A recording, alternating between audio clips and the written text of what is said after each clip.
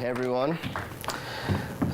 So tonight I'm going to talk about eating, but I'm not going to talk about what we're eating. I'm going to talk about how we're eating.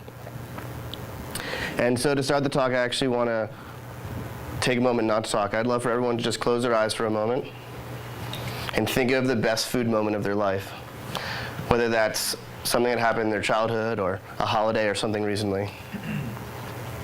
Cool. So whenever you guys are ready, you can open your eyes. So I'm going to assume that most of the food moments that you thought of were actually not just about food. They included at least one other person in them.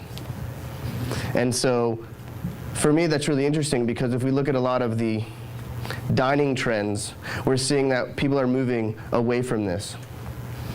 So people are eating more and more alone. So my kind of question is like, why are we casting aside the dinner table? Even though food and people are so important to us.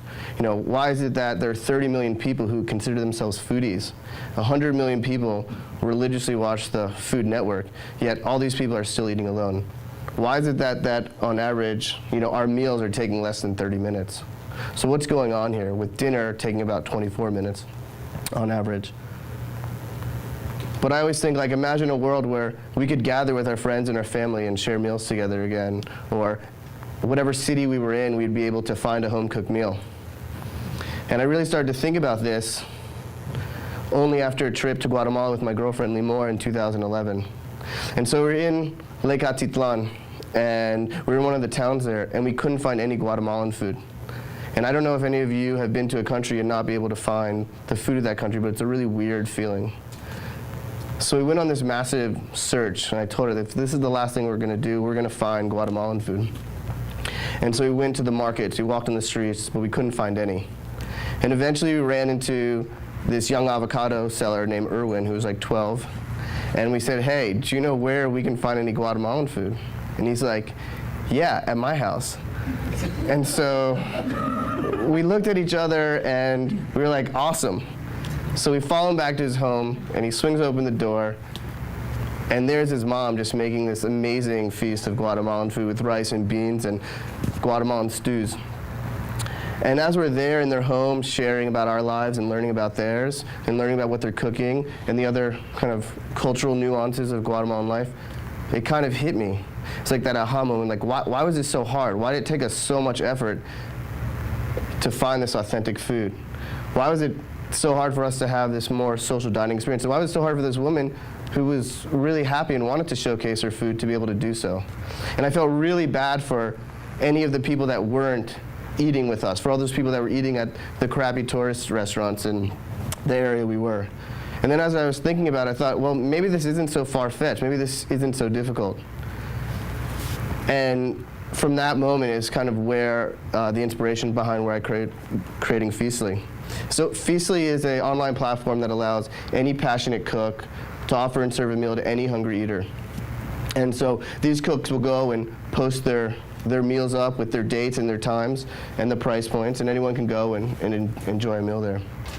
And sort of the core building blocks that, you know, we built Feastly on was to answer these questions asked previously. And so those three elements that we came up with were, you know, socialness, empowerment, and monetization. So, you know, if you look at the way social dining is currently, it doesn't really meet a lot of the, or dining is currently, doesn't really meet a lot of the ways in which we eat. And I think dining is inherently social, and I think this quote here by Robin Fox really kind of sums it up. And she says that cooking becomes more than a necessity. It is a symbol of our humanity and what marks us different from the rest of nature. So we're the only people that cook to eat. I think also if you look at food, you know, food is meant to be shared. Yet most restaurants don't really allow for that to happen, don't really offer a really social experience beyond what's happening at your table. I think the second thing is that cities are really transient, and they're becoming increasingly more so. So as people are trying to find their groups, it becomes harder and harder. Yet we all must eat, so you know what we eat becomes a powerful symbol of who we are. And so the dinner table is kind of a natural place to find that, to find those groups. Yet most restaurants don't really think about all these subsets of people. They don't think about the paleos, the gluten-frees, the halaals, the koshers, the macrobiotics. And we thought, maybe there's really a space for these people to be able to connect. And we knew we could do that because we knew there was enough supply. So this goes into the empowerment piece. If you look at the restaurant industry, there are 15 million US food professionals, half of which want to open up their own food establishment, but they can't because the barriers to entry are extremely high. It can cost at least $500,000 to open up a restaurant, up to $250,000 to open up a food truck. And even if they get past these barriers, the failure rate's around 60%. But most people don't even ever get the chance to achieve their dreams. So, one of the big aims with Feastly was helping eradicate those barriers and allowing these people to share their food, build their brand, and control their destiny. And the third piece of this, obviously, is monetization. So, with the increase in job instability and the rise of the creative class, we're seeing more and more people want to embark out on their own, but they don't really know how, and they don't know how to monetize the goods that they have. And we take a lot of inspiration from folks like Airbnb and Skillshare and TaskRabbit and even Lyft.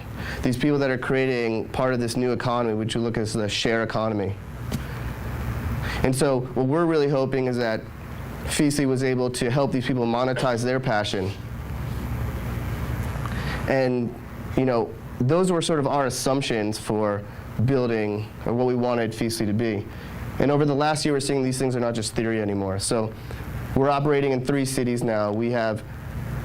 Our chefs have hosted hundreds of meals for thousands of feasters. We have cooks who are going from home cook to winning Chopped to being on the front page of the Wall Street Journal, from dabbling in ice cream making to building a brand and now selling to local restaurants, to unemployed bakers who are now opening up their own bakery. So these are real people really doing amazing things.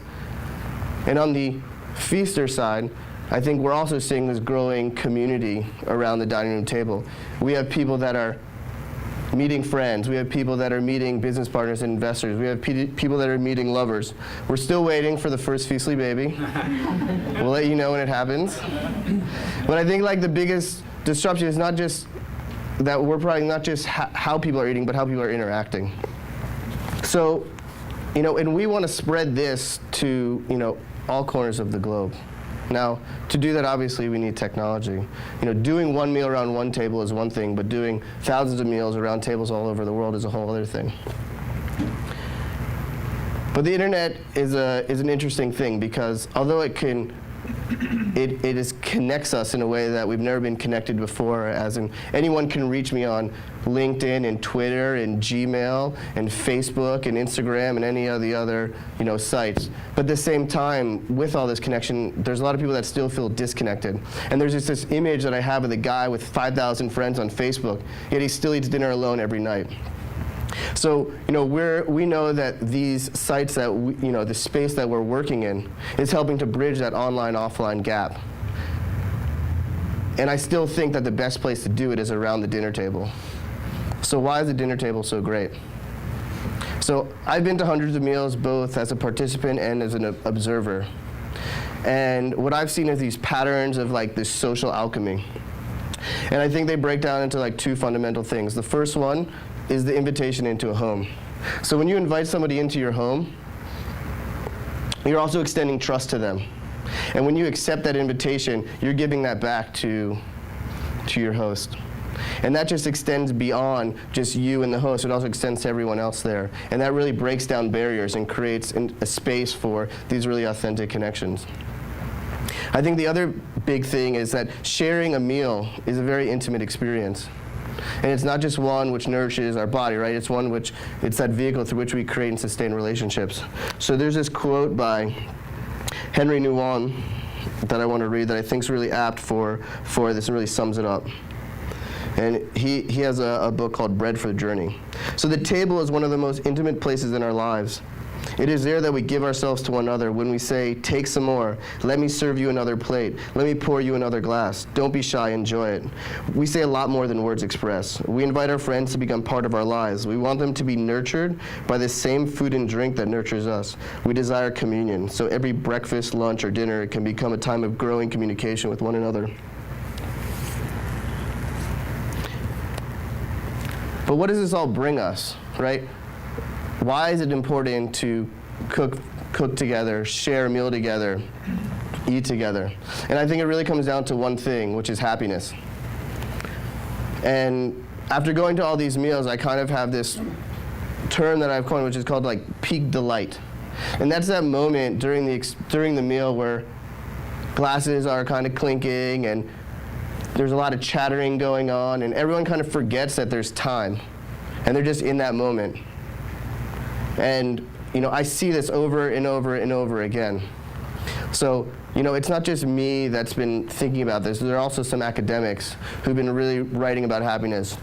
And two of them that I think are really interesting is this guy called Professor Bovin and Gilovich, and they put out a paper called To Do or To Have, that is the question. And their research is really fascinating because they really break down in a scientific method ways to create happiness. And their conclusion is that experiences are the thing that create happiness, because literally the sum of your life is summed up by your experiences. So the richer your experiences are, the richer your life. And even moving beyond that, this other professor, Dr. Howell, who gave a talk at the 2012 Happiness Conference, which is a real conference, and he broke down the elements of what basically this happiness index is. And two of the big ones were social connectedness and community vitality. And so eating a meal together is inherently a social activity. And the food that you're consuming, it creates an element to build from, to share from, and to connect over. And from that, you obviously get the community aspect of it. And I think this is really relevant to the downtown project, because we all are born into communities, but we also, as we grow, decide to join communities. And one of the important elements of that, of the either joining the community or sustaining the relationship of that community, is eating. So while Feastly's mission is to bring, one of them at least, is to bring back the dining room table as the original social network, we're not in every city. And I don't think you guys need us to do this. So here's my challenge for you guys. It's really simple, and it could be delicious. I want you to take time out of your hectic schedule, prepare a meal, and I'm not talking lean cuisine, like actually make a meal. Invite some friends over, and maybe a person you don't know, and share a meal together. It will be a memorable moment, and your friends will thank you. So I hope you help me in bringing back, in rebuilding social capital, one home-cooked meal at a time. Thank you.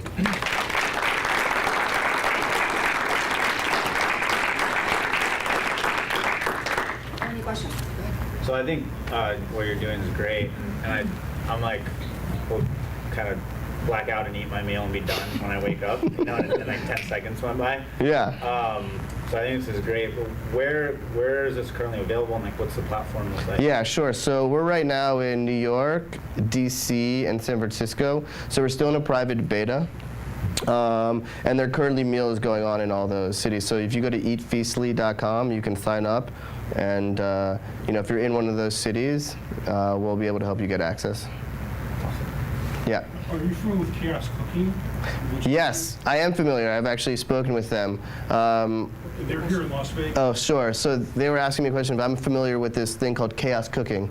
I believe they're out of New York. They might have it here too. So, yeah, so they are a platform that allows people to get together and just all make a meal together, and it's literally like chaos going on there.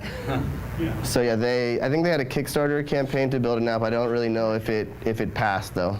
Yeah, well, I know it was on Kickstarter. Yeah. They are on Facebook, the Las Vegas group. Yeah. They have done a couple of events. The other fall, are you familiar with refugee cooking classes? Refugee cooking classes? Yeah. I'm not. Groups like, I'm big on community gardens, and what I like is artisan crops planted by that are native to the home country, and then harvesting them and then telling the story behind it in the communal environment. Cool. And there's nothing like that here yet. The New Roots in Community Garden in San Diego is a good example of that, and that would be something really inspiring here. Yeah, I mean, we're really trying to create a canvas for food experiences. So whether that's a 10-course haute cuisine by some, up-and-coming sous chef, or a meditation teaching people how to eat mindfully, we're really interested in the whole spectrum. Yeah. Have you ever thought of meal surfing? Because when we were talking about this, I thought about couch surfing. Yeah. It's like, it's the best way, to meet people locally and avoid like the touristy cuts. So sharing a meal is part of that. Yeah. So if I heard it, is it a company? No, if you ever thought of doing that. In what? I'm not sure what. Meal surfing, like couch surfing. Right. So having like some type of platform or like some type of campaign where you actually do like meal surfing. Yeah, so I mean, I maybe this is to your point. We allow you to even do free meals. So if you want to put up a free meal and then just say anyone who wants to come can come over, that's totally awesome. Yeah. Thank you. All right, thanks guys.